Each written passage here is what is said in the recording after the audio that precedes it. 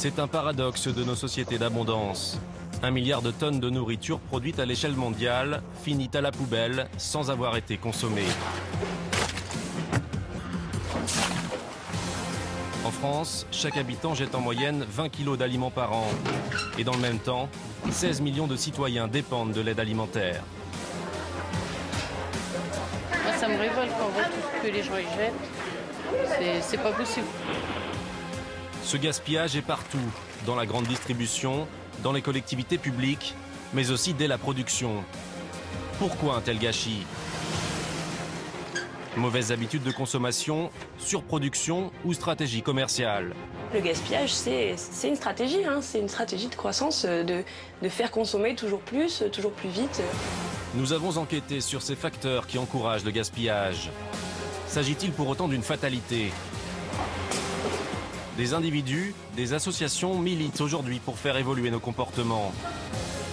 D'autant qu'il y a urgence, car ce gaspillage coûte cher, y compris pour l'environnement. Pour produire toute cette nourriture, des quantités importantes d'eau et d'énergie sont elles aussi gaspillées. Comment il peut y avoir des gens qui crèvent la dalle, des gens qui sont au chômage, et comment on peut se permettre de détruire la richesse? Ça, c'est la question quand même qu'on doit tous se poser un jour ou l'autre.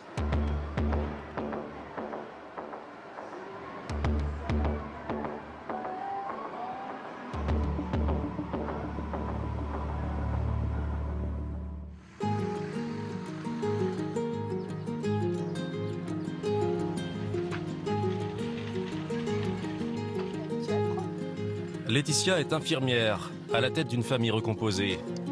Comme beaucoup de femmes actives, elle n'a pas le temps de préparer ses courses. Bon, rapide et efficace, hein, les enfants? Le gaspillage est devenu une composante de notre vie moderne. Bon, on va chercher le gâteau. Allez-y. Bon, qu'est-ce que vous voulez? Il s'est insinué dans notre quotidien, presque malgré nous. Bon, les choses par 10, là, c'est pas mal quand même, hein. Il faut qu'il y en ait un nombre suffisant dedans quand même, hein. Je fais en général tous les rayons. Et je ne fais pas de liste avant, je fais les rayons un par un. Rien n'est préparé, j'ai pas le temps de préparer. Là, on va aller là par là. Laetitia se laisse régulièrement séduire par les campagnes promotionnelles de la grande distribution, souvent mal adaptées à ses besoins. Elle remplit alors son chariot et après, elle jette. Alors, quand je me rappelle plus, si j'ai le produit à la maison, effectivement, je préfère le prendre. En me disant au cas où, bah tant pis, j'en ai 2 plutôt que d'en manquer. Je me retrouve parfois même avec 2-3 produits d'une semaine sur l'autre parce que j'ai oublié que je l'avais déjà acheté. Je me retrouve 2-3 fois avec le même produit, ça m'arrive souvent. Regarde les dates quand même. 12 août, ça va, on a un peu de temps quand même. D'ici là, il sera mangé. En revanche, elle ne transige pas sur les dates de péremption. Je suis en train de chercher par rapport aux dates. C'est-à-dire que là, par exemple, j'ai un roulé de dinde, un rôti de dinde, en date du 13 mai. Donc 13 mai, ça me laisse 4 jours. Il suffit qu'un jour j'ai un loupé parce que j'ai la flemme de faire à manger ou on mange ailleurs. Et du coup, après, c'est trop juste. Et il m'est arrivé énormément de fois de jeter des rôtis de dinde de ce style parce que la date était limite ou à un jour et qui sentait, dès qu'on ouvre, qui sentait déjà mauvais. Donc, C'est un peu plus tard, au moment du rangement des courses, qu'elle réalise qu'elle n'échappe pas au gaspillage. Alors avant de remplir le frigo, je mets les yaourts plus anciens devant et je jette ce qui est, ils traînent un peu trop longtemps dans le frigo. Donc, lui, je pense qu'il, bon, certes, ça se mange sec, mais là, je pense que ça fait un petit moment qu'il traîne dans le frigo. Donc, forcément, je le jette. 1er mars. Ça fait 2 mois qu'il est périmé, qu'il est dans mon frigidaire. Donc, je pense que je vais quand même en profiter pour le jeter. Et voilà. Compote que je n'ai pas ouvert et mangé depuis au moins 2 semaines. Et puis au final, la moitié du pot il est mangé, la moitié du pot est jeté. Donc est-ce bien une économie des fois de prendre des gros pots? Voilà, il y a un côté familial et un côté finalement où on jette plus, quoi. Voilà. Tout ce qu'on jette de toute façon c'est perdu, hein. Donc à partir du moment où c'est perdu, on gaspille de l'argent. À partir de là, on fait bien la morale aux enfants de ne pas jeter, de ne pas laisser dans les assiettes. Mais bon, finalement, voilà, on en fait, mais sans le vouloir, quoi.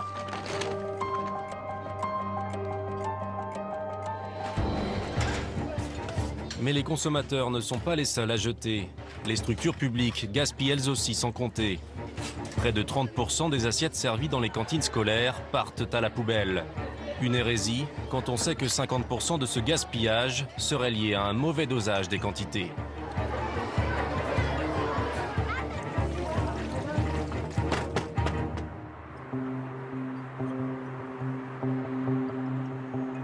Même chose pour les hôpitaux. Quelque part en Bretagne, une aide-soignante a accepté de nous ouvrir les poubelles de l'hôpital où elle travaille. Une visite guidée qui confirme bien que là aussi, on gaspille à tout va. Là, il y a des kilos de fruits et des kilos de viande.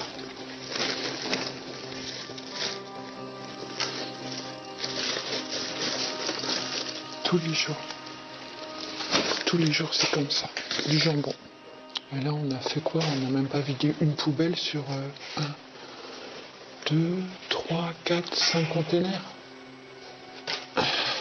Et j'ai les moyens de faire un repas par jour. Et je vois ça comme ça. Et on se demande pourquoi il y a des doses pareilles pour des gens qui sont incapables de manger ou qui peuvent même plus manger. Je comprends pas. Je n'arrive pas à comprendre. Je n'arrive pas à comprendre.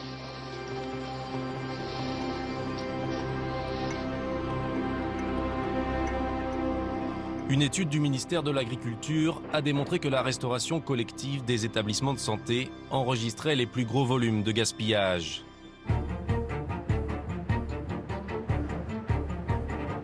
À Nantes, la cuisine centrale prépare les repas des 3 centres hospitaliers de la ville. 11 000 à 13 000 plateaux quotidiens.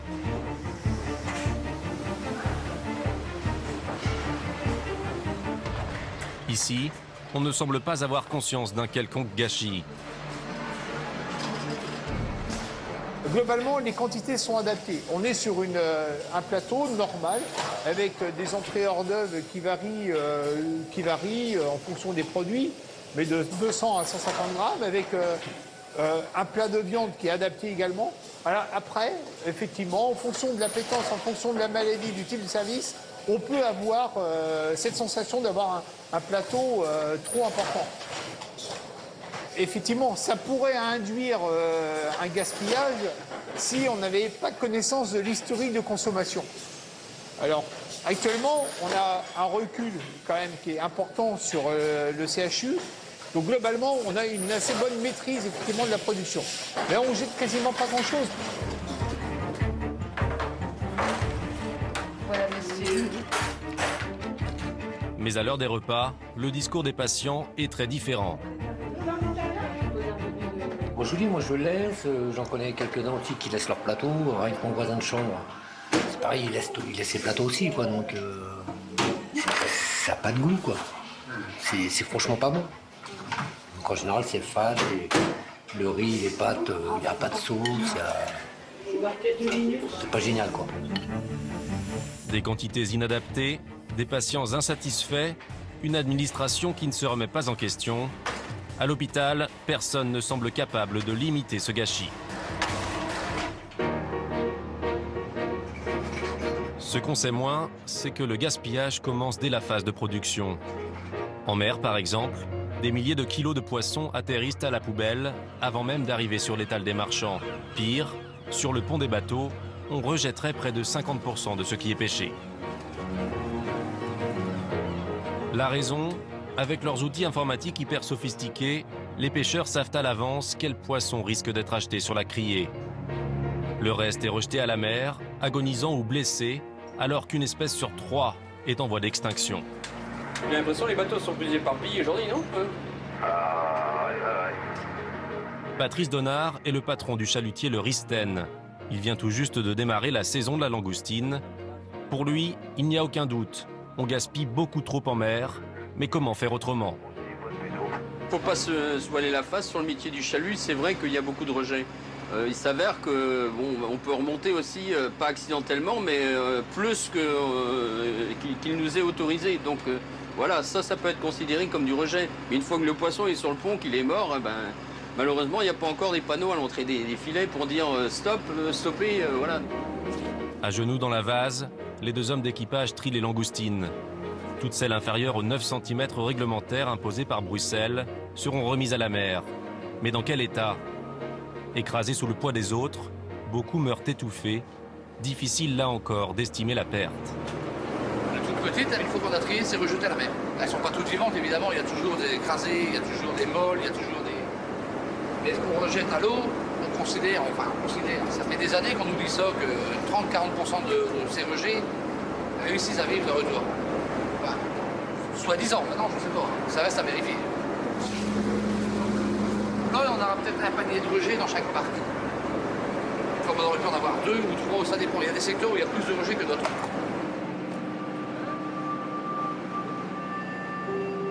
Les chalutiers qui ratissent les fonds marins n'épargnent aucune espèce. Et les poissons, pêchés en vain, agonisent sur le pont avant d'être remis à l'eau. Certains experts scientifiques prédisent même la disparition de tous les stocks pêchés actuellement avant 2050.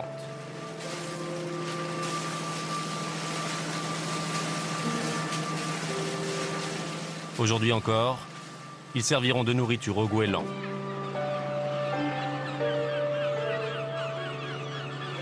Par jour, il y aura peut-être, ça peut être 100 kilos un jour, 300 de l'autre, et à la fin de la semaine ou à la fin du mois, bah, c'est chiffré directement en tonnes.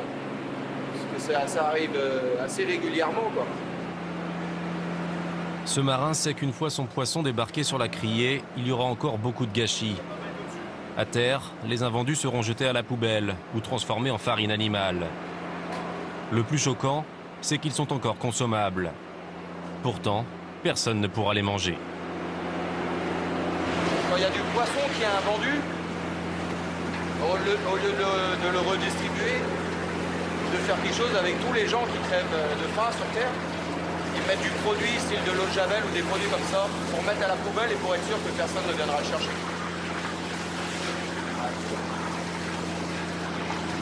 Il y a un problème quelque part. Un gros problème quelque part. Sur les 310 000 tonnes pêchées l'an passé, 216 000 ont été vendues à la criée. Aujourd'hui, la plupart des pêcheurs font partie d'une organisation de producteurs. Une fois la pêche débarquée sous les halles, elle ne leur appartient plus et les prix sont fixés sans eux, selon le cours du jour. Ici, le numéro 1. Le deuxième est un peu plus mélangé. Hein. Normal? T'appelles ça normal, toi? Bien sûr. C'est comme si moi je t'appelais normal, toi. Bien sûr, je suis normal, regarde. Ouais. Voilà, royal. Pour que les cours ne s'effondrent pas, les poissons ne peuvent pas être vendus en dessous d'un certain tarif. Si personne ne les a achetés à ce prix barrage, ils sont retirés de la vente. Le pêcheur reçoit alors une compensation fixée en moyenne à 50 centimes d'euros le kilo et les poissons invendus partent à la casse. Un gaspillage que minimisent les directeurs de criée. Sur le port de Guilvinec, donc, ils traitent environ 19 000 tonnes de poissons à l'année. En 2011, nous avons eu environ 3% d'invendus, ce qui est pas énorme. Bon, il y a beaucoup de poissons blessés là-dedans, du petit poisson, du merlan petit, de l'aigle fin à taille 4, voilà majoritairement ce qu'on trouve en invendu. 2 à 3%, c'est ce qui correspond à la moyenne nationale. Sauf que sur la production totale, ça fait beaucoup. Certains parlent même de 10 000 à 13 000 tonnes de poissons invendus qui seraient jetés chaque année en France. Un constat qui en révolte plus d'un parmi les employés de la criée. Vous allez quoi qui va se vendre? Vous allez avoir le turbo, la lotte, le bar, tout le poisson noble, quoi. Mais tout le reste, tout se vend bien, comme la raie, le cabillaud, les raies fraîches, vous avez les raies, ouais. Avec une aile, vous nourrissez 5 personnes. Ça va la peine. Ah, moi, ça me révolte. Moi, ça me révolte. Ce gaspillage, hein, ça me... Mais bon. Ce jour-là, au Guilvinec, il y a 3,5 tonnes d'invendus qui partiront à la casse, alors que pour une grande partie de notre population, le poisson est hors de prix. Un scandale quand on sait qu'avant de les jeter, les employés de la criée, pour la plupart smicards, sont obligés de vaporiser un produit sur les poissons, une substance qui les rend immangeables. Pourquoi? Pourquoi jeter et ne pas leur donner? On ne peut pas en faire un marché parallèle de ces invendus. Pas possible, ça casserait le marché. Ça porterait une concurrence déloyale au commerce local d'abord et puis au commerce en général.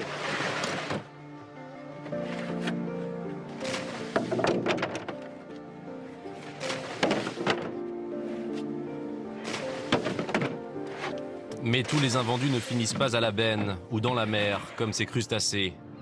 Il y a une troisième filière dont on parle peu et qui, pour le coup, fait un gaspillage honteux de nos réserves marines. En effet, la grande hypocrisie du système consiste à prétendre qu'on ne met pas grand-chose à la poubelle, puisque 75% des invendus sont transformés en farine animale. On aura donc tué du poisson sauvage pour nourrir du poisson d'élevage, mais pas seulement. Des cochons, des poulets de batterie, bref, des animaux terrestres pour qui il n'est pas naturel de manger du poisson. En principe, seules les têtes et les arêtes devraient servir à cette farine. Une situation aberrante, d'autant que les chiffres sont accablants. Dans le monde, pour une année de référence telle que 2010, on estime la production de farine animale au niveau mondial de l'ordre de 5 millions de tonnes. 5 millions de tonnes. Alors, quand vous voyez un port comme Concarneau, qui aujourd'hui, en pêche fraîche, produit quelque chose comme 8000 tonnes an, 8000 tonnes an, là on parle par millions de tonnes. C'est scandaleux. Et donc ce sont des volumes prélevés dans la mer. Alors c'est vrai que ne rêvons pas, on sait très bien qu'on ne va pas l'interdire du jour au lendemain, mais nous demandons au moins qu'il y ait une prise de conscience et qu'on impose un calendrier, un échéancier pour aller vers une réduction de celle-ci.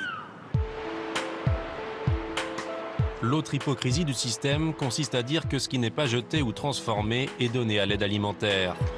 Vrai, mais ces dons ne représentent que 10% des invendus. C'est peu. Les Paniers de la Mer, une association loi 1901 à fonds mixtes, aide publique et dons privés, ont été créés pour récupérer le poisson invendu, le transformer avant de le donner aux associations caritatives.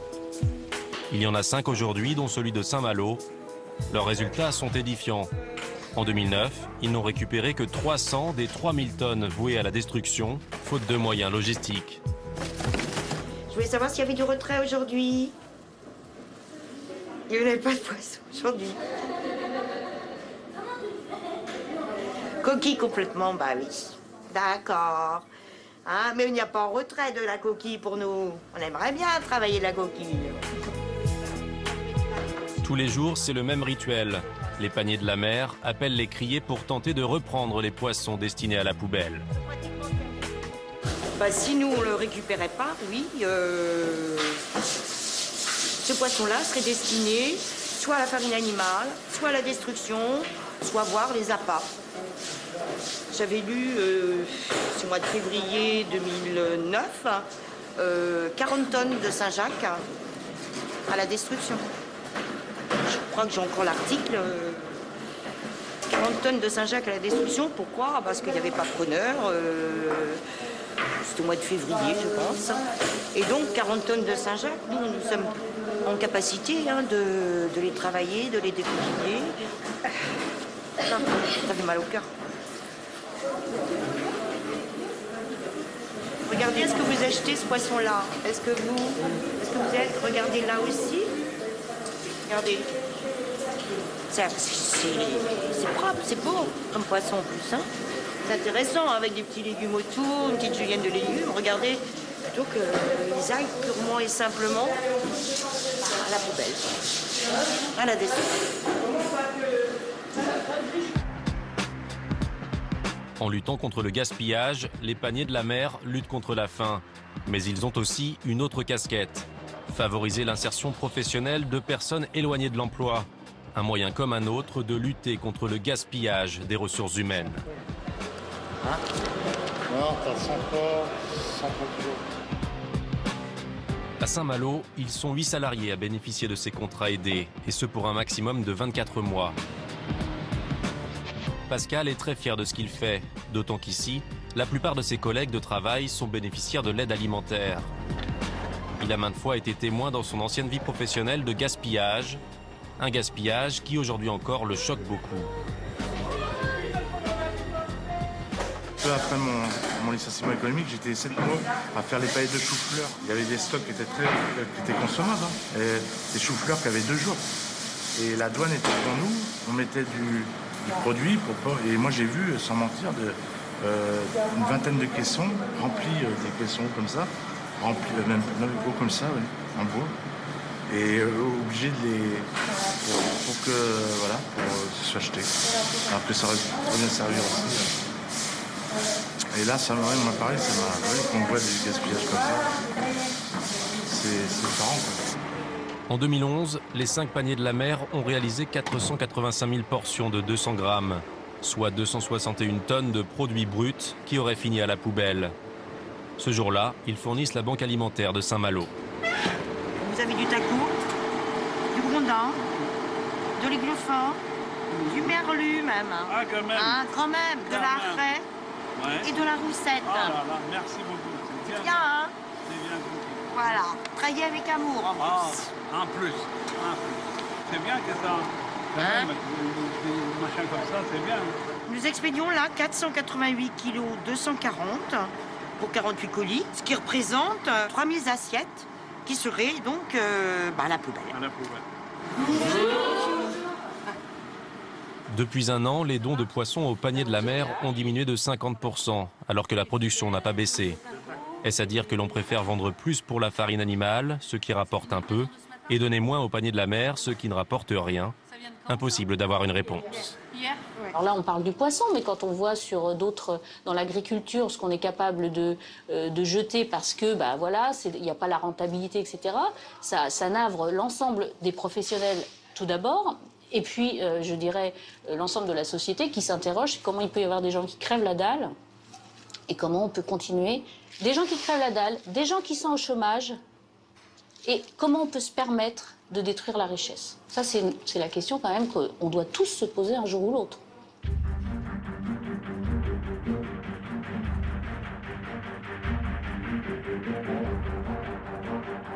Le même type de gaspillage, à la source, se retrouve aussi dans l'agriculture. Les fruits et légumes doivent être calibrés, avec une cosmétique parfaite. Si ce n'est pas le cas, les cultivateurs écartent d'eux-mêmes 15 à 20% de leur production. Les produits pourrissent alors à même le sol ou dans leur cajot.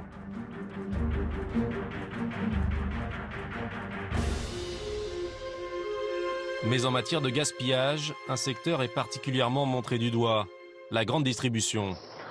Alors par contre, il y a des écoutes partout dans les magasins, donc faites très attention. On est écouté.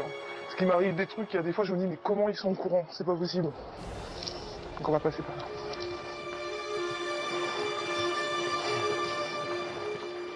Donc là, c'est les poubelles. Les hypermarchés produiraient chaque année en France un volume de déchets alimentaires de l'ordre de 560 000 tonnes.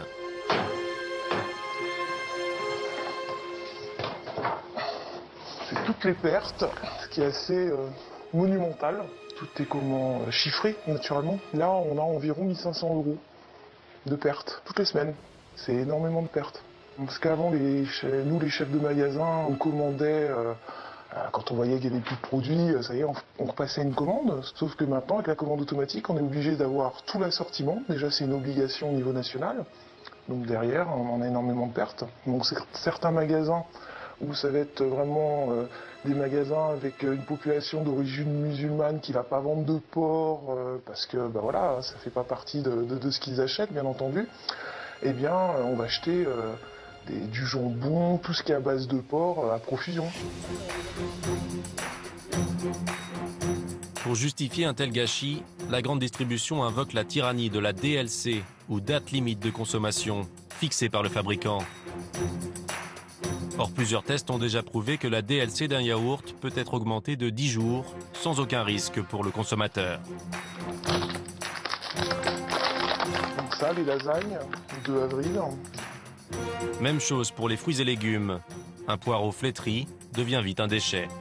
Oh, je pensais pas que c'était de la perte. Putain, 3 cajots. Ça, d'accord? Là, le client, il va pas acheter ça. Alors, il y a une possibilité. On ouvre le sachet, puis on le vend en vrac. Seul problème, donnez-moi des heures, et puis je le fais. Ouais, ceci, je sais pas pourquoi il l'a acheté. Quand on sort les poubelles, les gens sont dehors et ils attendent pour récupérer la marchandise. Tout au début où j'arrivais dans la société, c'était des gens qui n'avaient pas, ça se voyait dans leurs habits, c'était des mendiants, etc. Maintenant, non, il n'y a plus Des fois, on voit des belles voitures passer, ils viennent récupérer la salade, ils viennent récupérer tout ce qu'on jette, hein, sans aucun problème. Hein.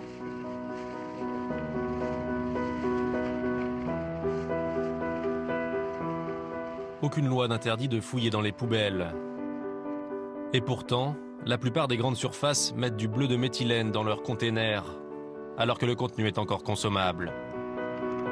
Pour quelle raison? Officiellement, pour éviter le vandalisme et les risques d'être poursuivis en cas d'intoxication alimentaire. Dans la benne, là-bas, il y avait des morceaux de verre, des bouteilles cassées. Ah, ça y est, de temps en temps, oui, il faut faire gaffe. Hein. Ils font exprès, hein, ils mettent de la merde dedans pour pas que les gens récupèrent.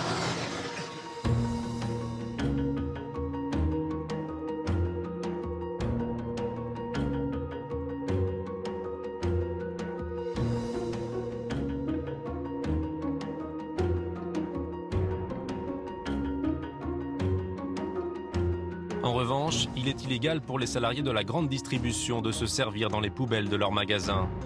Ils sont plusieurs à avoir été licenciés pour ce soi-disant délit. Germain Pintado en fait partie. Il a perdu son emploi pour avoir pris 12 salades qui allaient partir à la casse. Ils m'ont amené en salle d'interpellation. Donc là, ils m'ont accusé de vol. Ils ont fait venir la police. Donc je suis parti avec la police menotté entre deux policiers. Garde à vue. Sur le moment, j'ai eu une mise à pied qui a duré un mois. Apparemment, c'est le maximum légal. Donc ils sont fait traîner tout ce qu'ils ont pu. Et par la suite, lettre recommandée, licenciement pour vol. Donc une dépression pendant plus de 3 mois. Donc envie de plus rien faire. Enfermé à la maison, pas sortir, ni voir les amis. C'est quelque chose qu'on n'oublie pas facilement. Et pourtant, ce sont par semaine des centaines de kilos de nourriture qui partent à la benne. Des bennes comme celle-ci, dont la contenance est de quelques 5 à 6 tonnes. C'est la même taille que ça, c'est la même benne que ça. Il n'y a que la couleur qui change, c'est une couleur bleue.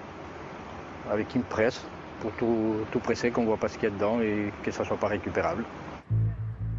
Le distributeur responsable du licenciement de Germain Pintado n'a pas voulu communiquer sur cette affaire. Mais comment peut-on expliquer une telle absurdité? Licencier quelqu'un pour avoir pris 12 salades qui allaient être jetées? On préfère donc gaspiller plutôt que donner. À la CFDT de la Bourse du Travail d'Angers, où on a aidé Germain Pintado lors de son affaire, on a sa petite idée. Ils estiment que de toute façon, ce sont des clients potentiels et puis qu'il y a une baisse de chiffre d'affaires. Donc ça, c'est les politiques, c'est les procédures. Pour eux, le fait qu'un salarié prenne des marchandises qui sont destinées à la poubelle, eh ben, c'est un manque à gagner. C'est comme ça. Pour moi, c'est une injustice totale. Et quand les grandes surfaces ne jettent pas, elles préfèrent donner aux associations caritatives plutôt que d'en faire profiter leurs salariés, souvent eux-mêmes en situation précaire. L'avocat de Germain Pintado avance lui aussi une argumentation qui n'est pas sans intérêt. Un employeur qui fait un don à une association caritative bénéficie d'un avantage fiscal et donc va déduire 60% de ce don de son bilan. Alors, c'est évidemment certainement aussi une des explications de l'attitude des grandes surfaces qui vont préférer donner leur surplus à des associations caritatives pour bénéficier de cette disposition fiscale, quitte parfois d'ailleurs à donner un peu n'importe quoi. Moi j'ai le syndicat qui m'alertait sur certaines pratiques où vous avez des palettes qui arrivent en magasin de produits qui finalement sont pas terribles et qui passent directement à des associations caritatives sans avoir même été mis en rayon. Donc c'est invraisemblable et c'est invraisemblable parce que cette générosité elle est quand même bien organisée pour être rentable parce que comptablement c'est plus rentable de donner à des associations qu'on ne connaît pas, qui sont certes caritatives, qui en font certes bon usage, que de donner à ses salariés, parce que le don à ses salariés, c'est un don gratuit. Donc c'est un don qui ne rapporte rien. Germain Pintado a donc fait les frais d'un système subtil, où le don doit rapporter de l'argent. Heureusement pour lui, les prud'hommes ont requalifié son licenciement, non plus pour vol, mais pour faute grave. Il échappe ainsi au casier judiciaire.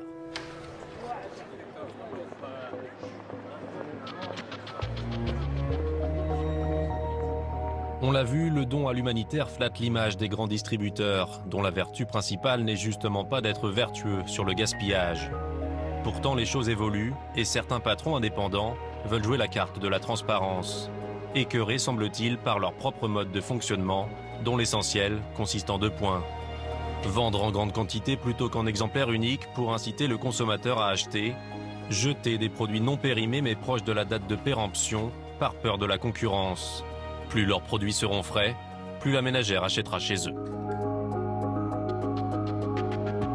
On a un niveau de casse qui est tout à fait honorable, puisqu'on se compare aussi beaucoup entre collègues et confrères là-dessus. Mais ça représente à peu près 1% de votre caddie. Quand vous faites vos courses aujourd'hui en magasin, il y a à peu près 1% de votre caddie qui est jeté pour votre compte par le magasin et 1% que vous allez jeter vous-même, chez vous, sans forcément vous en rendre compte, à travers les restes et à travers des produits que vous ne consommerez pas non plus. Ça, en termes de prix pour le magasin, ça fait 10 000 € par semaine, à peu près. Ça va ? Ça va, ça va. Pas trop de casse ce matin ? Non, ça... Plutôt demain ? Ouais, c'est ça. On a joué un petit peu le coup ce week-end où on a fait rentrer des brochettes. Il a fait beau, mais il a fait un peu frais ce week-end, disons, pour faire des brochettes. Ça, c'est des produits qui sont périmés au 3. Ça, c'est des produits qui, malheureusement, vont être bénés demain. Et plus les produits sont saisonniers, plus c'est complexe pour nous de gérer ces produits-là. Justement, parce qu'on va être tributaire de la météo, on va être tributaire du succès ou de l'insuccès d'une opération promotionnelle. Là, on arrive dans des choses un peu plus complexes.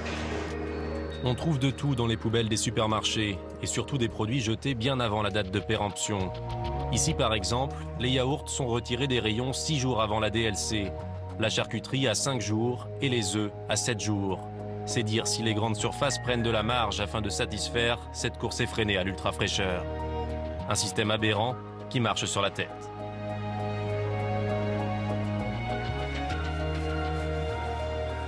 Garantir un arrivage permanent est donc un argument de vente. Mais au rayon des fruits et légumes, une marchandise très fragile, il faut redoubler de vigilance. Un simple problème de stockage peut être source de gaspillage, sans parler de l'attitude des consommateurs. Le conditionnement n'aide pas à la bonne tenue des fruits. Regardez les fruits les uns sur les autres. Des moments, ça s'entasse un petit peu. S'ils partent trop vite, forcément, ceux du dessous vont prendre un coup. Plus les clients, des moments qui sont pas toujours, donc qui sont pas souvent attentionnés avec les fruits. Le port des gants, par exemple, moi je porte des gants, les clients n'en portent pas. Et les microbes jouent beaucoup sur les fruits. En Italie, les clients portent des gants dans les supermarchés. Et celui qui n'en porte pas est mal vu par les autres clients du magasin. En fait.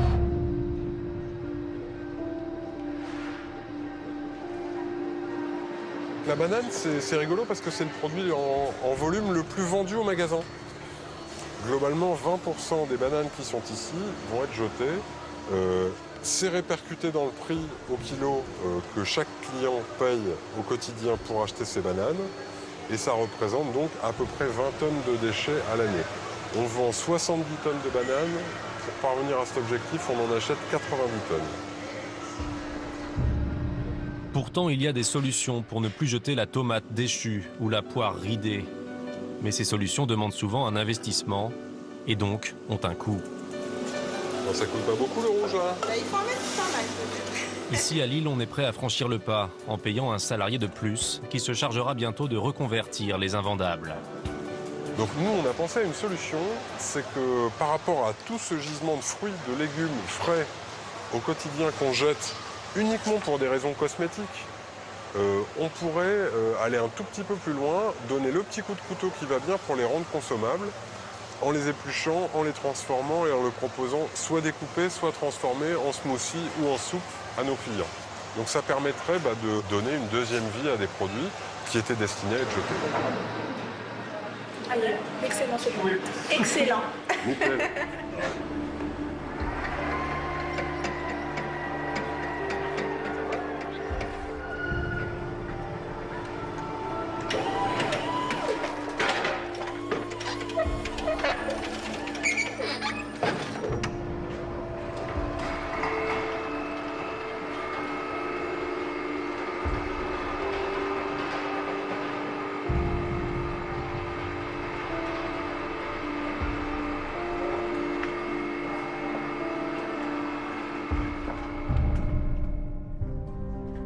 En France, 8 200 000 personnes vivent dans la pauvreté.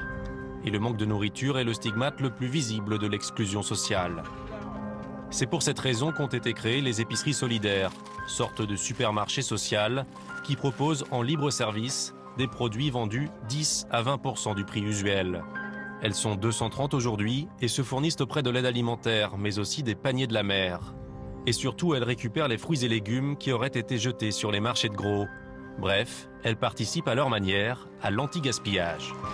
Donc on ramène du shampoing. Martine, il faudra ramener du shampoing de la plateforme. Les épiceries sont une réponse, effectivement, pour lutter contre le gaspillage. Les personnes bénéficiaires sont beaucoup plus sensibles aussi au gaspillage et font plus attention.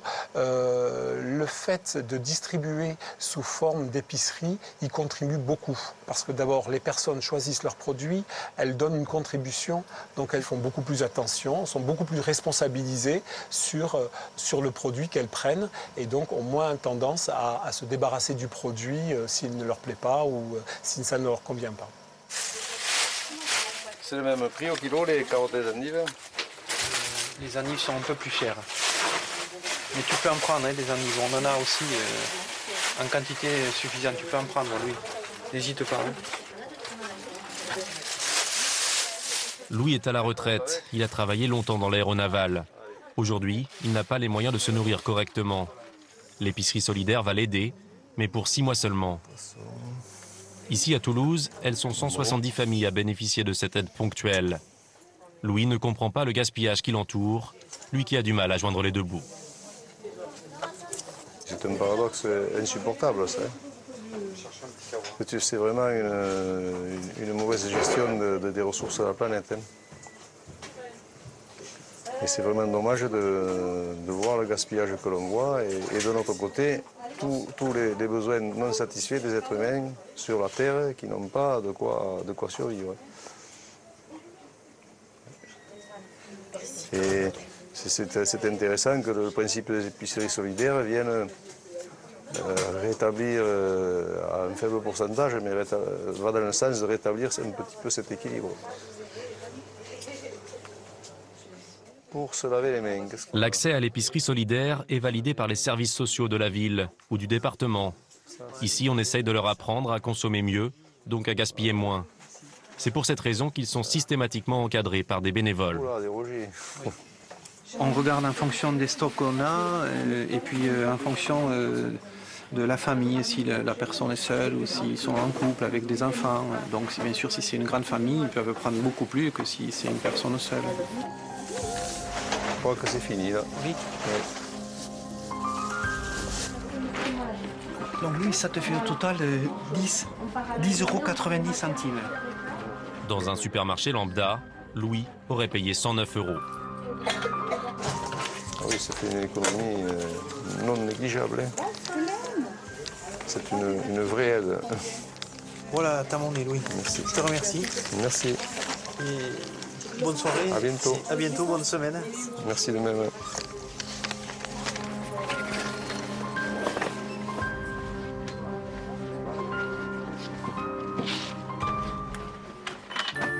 À quelques pas de là, l'atelier culinaire des épiceries solidaires qui accueille aujourd'hui 6 bénéficiaires. En fait, le but de l'atelier, c'est pas de dire vous jetez pas ou vous recyclez, peu importe. Chacun fait comme il peut avec les moyens qu'il a. C'est juste une façon de voir qu'on peut faire avec plein de choses, avec des choses qui nous restent, des fonds de frigo. Et que c'est intéressant du coup de ne pas les jeter, quoi. L'aide alimentaire apportée par les épiceries solidaires est un moyen d'aborder d'autres questions, telles que la santé, mais aussi l'éducation. Éduquer les participants à travers des cours de cuisine à mieux gérer la nourriture et donc à moins jeter. Faut que les jaunes, parce que les blancs vont servir dans la recette des tuiles. Tout se recycle, rien ne se perd. C'est aussi un moyen de partager, d'échanger, et pas seulement de se dire qu'on va leur apprendre quelque chose, mais tout simplement de se dire qu'on va contribuer en tout cas à ce qu'il y ait moins de gaspillage, quoi. Les blancs d'œufs, qui resteraient par exemple d'une recette d'un gâteau au chocolat dans lequel on n'utiliserait que les jaunes, il vous reste les blancs d'œufs, plutôt que de les jeter, on peut faire des tuiles aux amandes ou bien des meringues. Et ma volonté était de donner des astuces aux gens pour utiliser les produits qu'on a à l'épicerie d'abord, mais aussi trouver des recettes qui n'étaient pas seulement préparer un plat de pâtes. Avec une glace vanille, une petite boule de glace à la vanille. Après, on l'agrémente comme on veut. Hein. Aujourd'hui, les femmes ont réalisé un gâteau de pain perdu avec des vieilles baguettes, des tuiles aux amandes et des papillotes de banane au chocolat avec des fruits quelque peu défraîchis.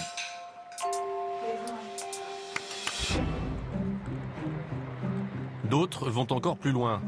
Depuis peu en France, un nouveau mouvement voit le jour, le friganisme. C'est un mode de vie alternatif qui vient des États-Unis. Ces militants refusent la société de consommation et le gaspillage qu'elle génère. 2 fois par semaine, Jeanne, une étudiante en philosophie de 24 ans, se nourrit dans les poubelles. Elle est frigane depuis 6 mois. Alors là, je sors des légumes, des fruits, des plats préparés, des desserts. Bref, toute la nourriture qu'un supermarché de Paris a jetée ce matin. Moi, je suis frigane plus par choix que par nécessité. Et donc, comme il y a des gens qui font ça par nécessité, j'essaye de passer en dernier pour être sûre que tout ce que je prends, c'est des choses qui allaient partir à la poubelle si je ne les avais pas prises. Si je fais ça, c'est à la fois pour éviter que tout parte à la poubelle. Juste, c'est une réaction presque, je pense, que tout le monde peut avoir quand on voit ça.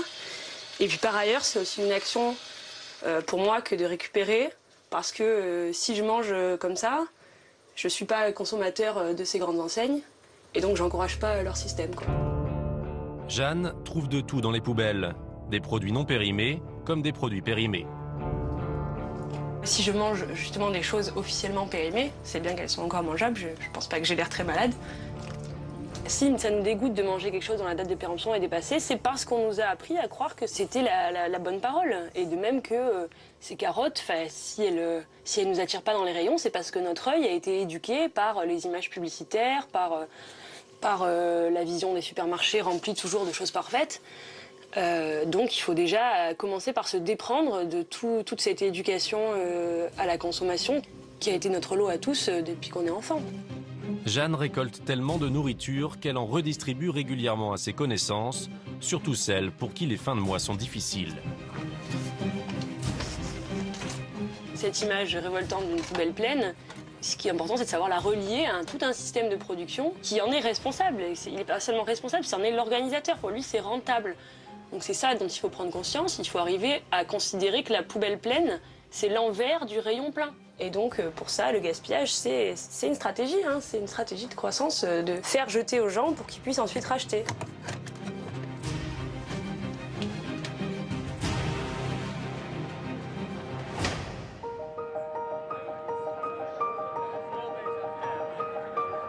Quelque part, le gaspillage des uns fait le bonheur des autres.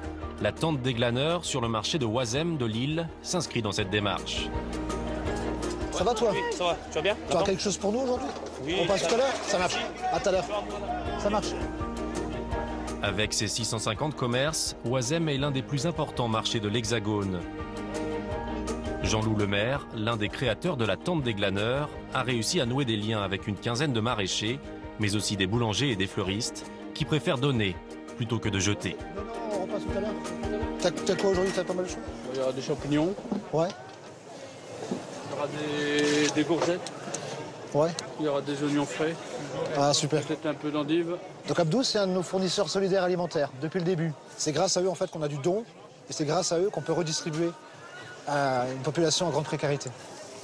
Donner au lieu de jeter, c'est une bonne politique, quoi. Parce que c'est vrai que moi, quand j'étais petit, on était famille nombreuse, on avait des besoins comme tout le monde, quoi. Et le père, il travaillait seul, quoi. Donc on venait chercher des produits un petit peu périmés sur les marchés, quoi. Que maintenant, ils nous ont fait tellement une politique de jeter directement la poubelle, parce que la mairie elle était un petit peu à cheval dessus, quoi.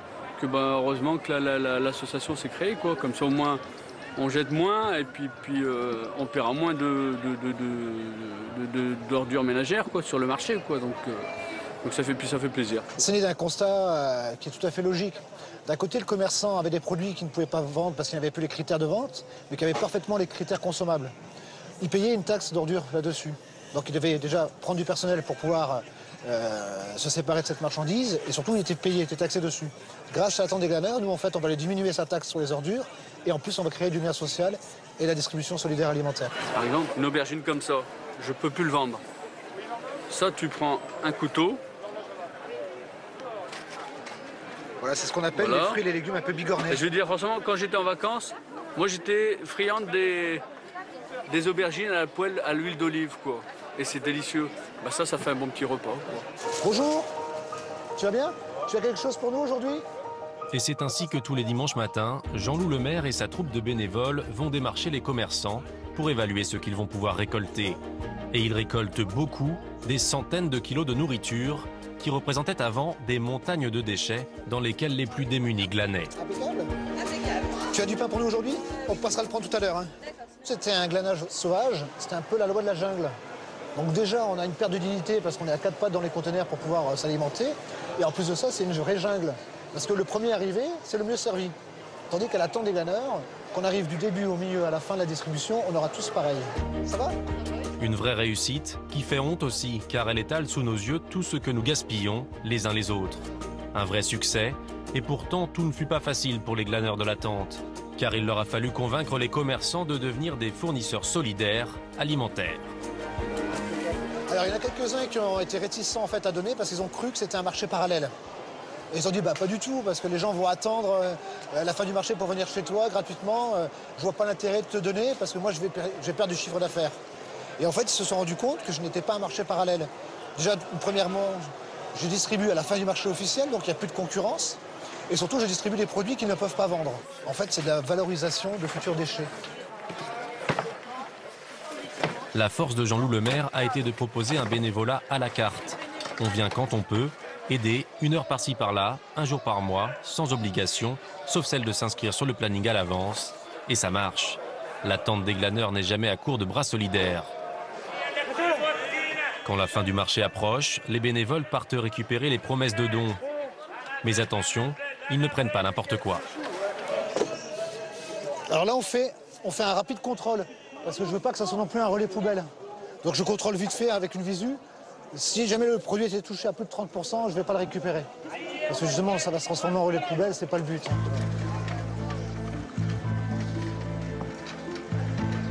On décharge vite, on a encore un voyage à faire.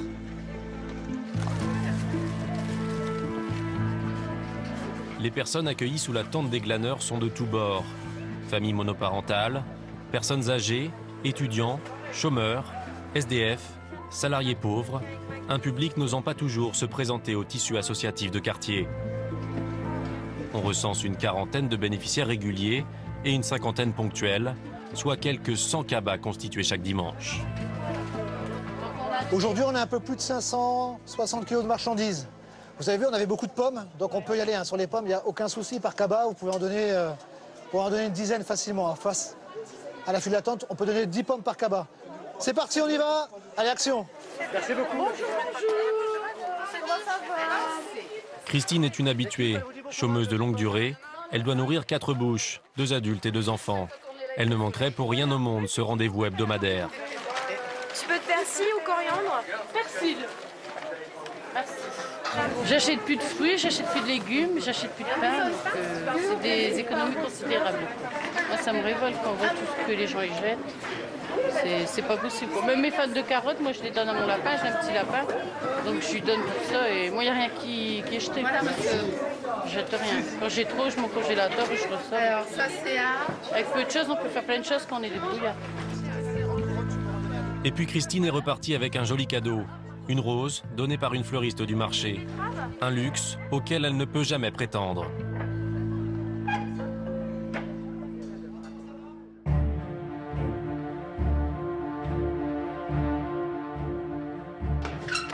On l'a vu, les enjeux du gaspillage alimentaire sont multiples, depuis la production jusqu'au traitement des déchets. Pour ne pas laisser nos ressources naturelles s'épuiser, il est donc urgent de changer nos habitudes.